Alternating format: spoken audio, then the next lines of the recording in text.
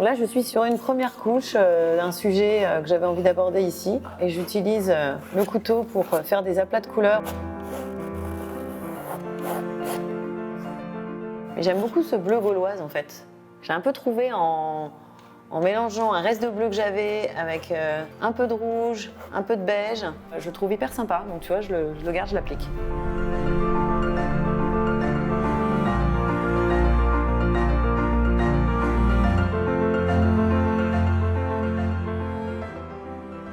J'ai découvert la peinture à l'âge de 11 ans, grâce à mes parents qui m'avaient inscrite à un cours de peinture à l'huile de la méthode Martenot, qui est une méthode facile pour apprendre aux enfants à faire de la peinture à l'huile, très efficace en fait, on peut avoir un résultat très rapide. Je suis restée à ce cours pendant 3 ans, ça m'a beaucoup plu, ça m'a fait beaucoup de bien. Et j'ai vraiment découvert cette sensibilité qu'on peut avoir en peignant à ce moment-là. Je pense que ça m'a jamais quittée. Et j'ai eu une influence certaine aussi dans ma famille d'une de mes tantes qui avait fait les beaux-arts et qui me fascinait pour sa façon de peindre et de dessiner. Elle me faisait tous les dessins que je voulais, elle m'a beaucoup influencée. J'étais clairement pas scolaire, donc j'ai eu mon bac voilà, en ramant un peu, mais bon, j'ai fini par l'avoir. J'ai été refusée dans les écoles d'art. Et j'avais tenté aussi l'architecture aux Beaux-Arts, que j'ai obtenu. Donc bon, je suis allée en archi, où j'ai eu mon diplôme.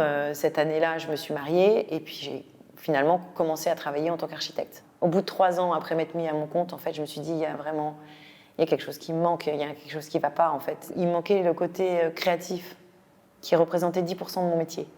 Donc j'étais frustrée. J'ai repris des cours de peinture parce que j'avais envie de recommencer à découvrir cette peinture à l'huile que j'avais exercée petite.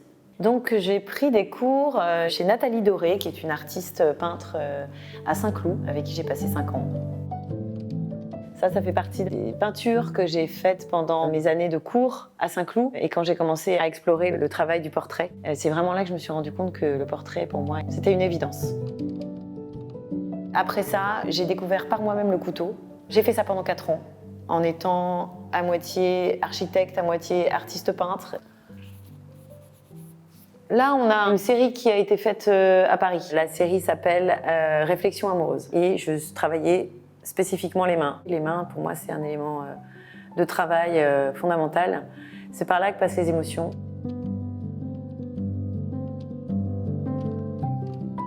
Des femmes qui se prennent la tête dans la main, cette rage peut-être, cette envie de s'exprimer, cette émotion. J'avais une carte postale de La femme à l'ombrelle de Monet et j'avais Le penseur de Rodin. Mais je me souviens que ces cartes postales, je les avais dans ma chambre et que je les regardais souvent. Et j'ai commencé par avoir ces classiques-là qui m'ont inspirée certainement. Et puis après, en grandissant, j'ai découvert les impressionnistes que j'ai adorés. J'ai eu un coup de cœur absolu un jour sur une toile de Kees van Dongen, un peintre hollandais que j'ai découvert pour son portrait qui s'appelle Le Coquelicot, qui est une femme avec un turban rouge, avec des gros yeux de chat. Et je me suis dit, mais j'aime sa peinture, j'aime sa façon d'exprimer. Van Dongen a été, je pense, l'artiste qui m'a mise à la peinture, vraiment. L'architecture m'a permis de dessiner autrement, m'a permis de voir en 3D, en perspective. J'ai découvert aussi Nicolas de Staël pour sa palette de couleurs, Dubuffet, Egon Schiele, pour la façon dont il traite les corps, avec l'ossature très complexe. À chaque fois que je vais voir une exposition, un musée, je suis heureuse, je suis bien, je suis dans mon élément. J'ai vraiment été fascinée par le courant impressionniste, c'est sûr, mais pas que. J'ai plein de différentes influences dans le monde de l'art, même au niveau contemporain avec les street artistes. J'aime cette liberté qu'ont ces artistes de rue qui s'expriment de façon très libre, avec des couleurs extrêmement saturées. Nathalie m'a fait découvrir aussi plein d'artistes que je ne connaissais pas encore. Plein d'influences qui ont fait ma peinture aujourd'hui, qui ont fait ce que je suis. Et en fait, ma peinture représente toutes ces influences, toutes ces années, mais aussi ma personnalité, évidemment.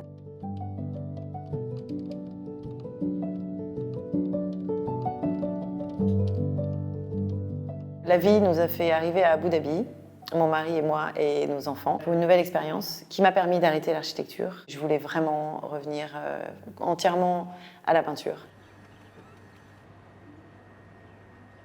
L'exposition que je présente ici est une exposition en solo de quasi tout le travail que j'ai fait depuis mon arrivée à Abu Dhabi, à savoir depuis septembre 2018. Ça représente ce que j'ai ressenti ici à travers différentes séries. Le travail que j'ai fait ici est assez différent de ce que je faisais avant à Paris, à savoir la palette de couleurs. En fait, l'architecture est assez beige, mais on trouve les couleurs dans les différentes communautés qui vivent ici et dans l'artisanat On a des communautés qui viennent du Pakistan, d'Inde, des Philippins, des Sri Lankais. Quand je suis arrivée ici, j'ai eu un peu le blues que traversent tous les expats à cause du déracinement. Donc j'ai eu une période très dure où j'étais dans l'espoir, dans l'attente. Découvrir qu'en fait ici la notion du temps est très différente de ce que je connaissais à Paris, où on était hyper speed. La première série que j'ai abordée ici s'appelle Hopiness. C'est un nom anglais que j'ai inventé entre happiness et hope pour parler de l'espoir. Parce que j'étais dans cet espoir de me sortir déjà de cet inconnu. Et en même temps, j'avais envie de parler de positif. C'est pour ça que je l'ai mélangé au mot happiness, parce que, évidemment, je suis quelqu'un de joyeux et j'avais envie de focaliser sur un avenir proche qui allait être génial, évidemment. Cette toile, c'est la première que j'ai faite à Abu Dhabi. Ça représente un Pakistanais qui est dans le souk de Dubaï et qui attend le client dans un halo de lumière. C'est la première peinture que j'ai abordée avec ce changement de traitement de fond qui vient en fait de ces meubles patinés indiens qu'on trouve ici. Et donc c'est un peu ce que je fais dans mes fonds. Je travaille des couches et je laisse apparaître un peu la couche d'avant pour pouvoir rendre quelque chose de patiné, de vieilli.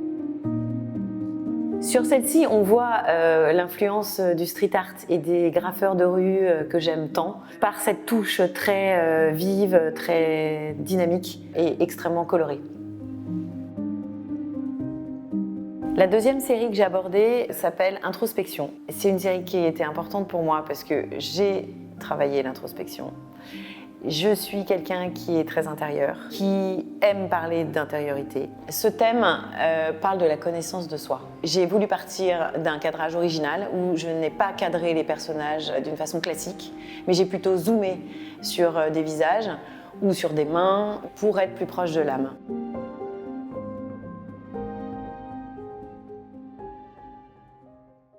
Il y a quelqu'un qui m'intéresse, j'y vais, bon faut oser, je n'ose pas toujours, et je demande, ça vous embête pas que je prenne en photo, et hop, comme il est vraiment dans ma main, c'est une greffe de ma main, hop, je fais ça, tac. Et j'embête pas mon monde avec un matériel sophistiqué, c'est pour ça que je ne me considère pas comme une photographe. Mais je capte un instant, un visage, une attitude, et hop, j'y vais. Je vais prendre une photo. En plus, il a plein de couleurs sur lui, en vert orange avec un masque bleu.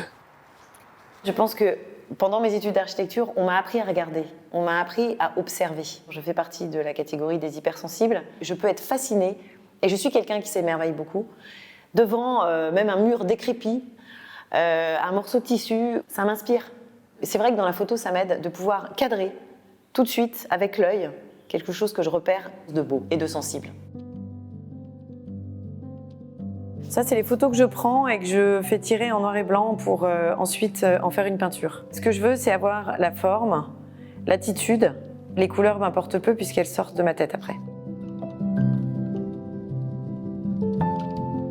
La série qui suit, qui s'appelle Faces, est une série de portraits en format 1 mètre par 1 mètre, qui est le format carré, qui est un format que j'aime beaucoup. Cette série aborde juste des portraits de différents personnages que j'ai pu rencontrer ici. En fait, elle suit Introspection. J'ai voulu montrer une vérité qui sortait de leur personnalité.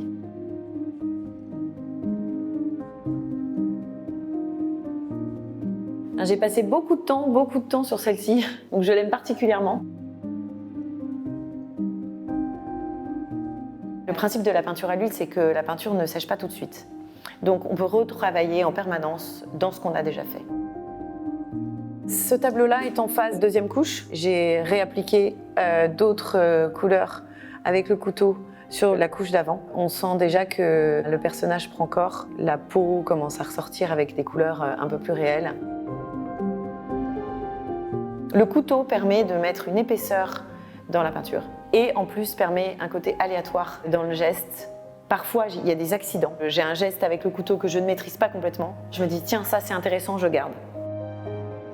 Ça me fait du bien d'utiliser une technique de travail qui me permet aussi de voyager un peu et d'aller dans le lâcher-prise.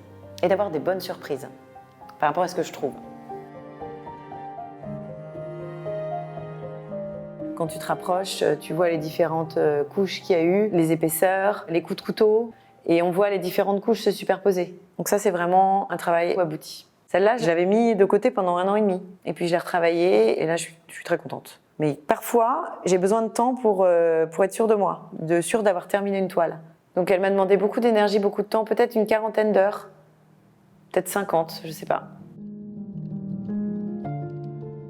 Quand on travaille au couteau, on utilise de l'épaisseur. Et pour éviter d'attendre 3 semaines à 1 mois entre chaque couche que ça sèche, on utilise ce cicatif qui est absolument génial. La palette, je l'utilise toujours tout au long de ma séance. Si tu continues à mélanger tes peintures jusqu'au bout, il y a un sens. Elles ont été utilisées chacune pour une couche et à la fin, tu les mélanges entre elles.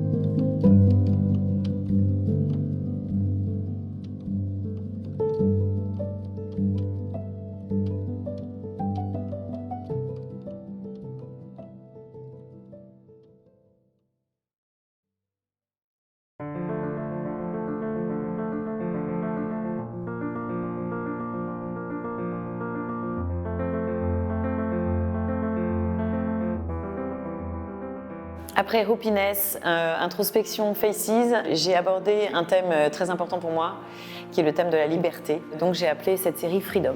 Je suis une femme libre, j'ai toujours défendu cette liberté. Et ce qui est paradoxal ici, c'est qu'on habite dans un pays totalitaire et en même temps, on se sent très libre. Et donc j'avais besoin d'en parler. Personne ne m'a bridée dans la liberté que j'avais intrinsèquement. Quand j'ai abordé Freedom, je pense que c'était aussi parce que ça y est, j'étais enfin bien ici. Je me sentais bien, j'étais ancrée, j'étais installée. Donc je pense aussi que ça reflète un sentiment de liberté intérieure.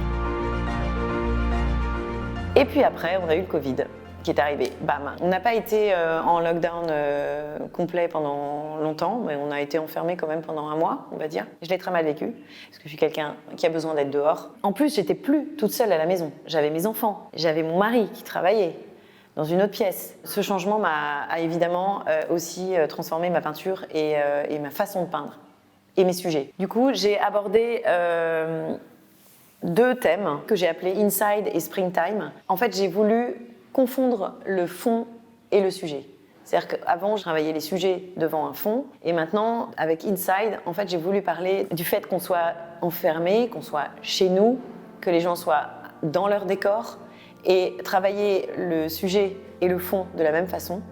Ça voulait juste dire que le sujet se confondait dans son décor. C'est Springtime qui représente le confinement. On peut voir ces femmes qui s'entrelacent, qui se tiennent la main, cette proximité humaine, toujours tournée vers un avenir incertain, mais très coloré, donc avec plein d'espoir. Finalement, j'ai abordé la peinture autrement. J'ai voulu aussi aller un peu vers l'abstraction, parce que j'étais très figurative jusqu'à aujourd'hui. Je me suis amusée à travailler des courbes, à surligner les personnages. Et la dernière série que j'ai abordée s'appelle Chromatic in Blue. C'est une série qui focalise sur une couleur.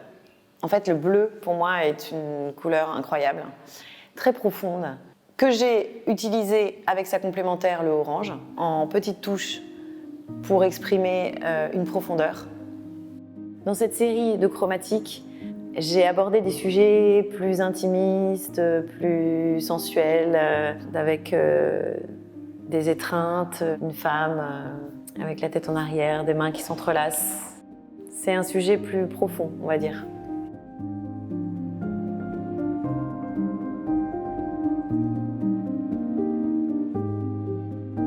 Je pense qu'une artiste est tout le temps en train de grandir. On est tout le temps en train de s'enrichir de choses qu'on traverse et de choses qu'on vit et de ce qu'on voit. Donc j'évolue dans mes influences et aussi dans ma façon de peindre. Sortir de France, découvrir d'autres pays, d'autres cultures, ça m'influence beaucoup dans mon travail. Toutes les séries que j'ai abordées correspondent aussi à mon cheminement intérieur, à mon cheminement ici et à ce que je suis. J'avance sans vraiment savoir où je vais. Je vis le présent. Je pense que c'est lié à ma personnalité aussi. Je fais en sorte de vivre le présent et de prendre le hasard comme quelque chose qui doit se passer. Parce que justement, je pense que je ne crois pas trop au hasard.